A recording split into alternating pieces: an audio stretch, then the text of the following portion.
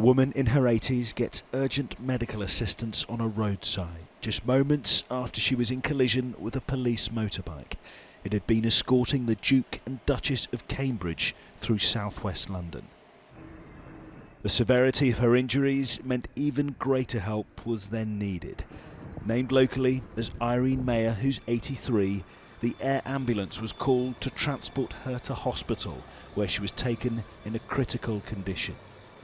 As the police watchdog is now investigating the exact circumstances, this eyewitness told us of the confusion following what happened.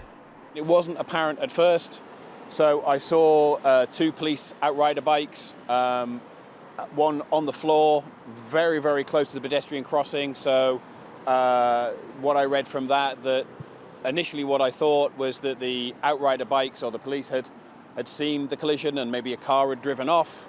Later I kind of found out that the bike was involved. Prince William and Kate were on their way to Windsor for the St George's Chapel service commemorating the Order of the Garter. They're understood to have sent flowers to Mrs Mayer. Today, Kensington Palace said the Duke and Duchess of Cambridge were deeply concerned and saddened to hear about the accident on Monday afternoon.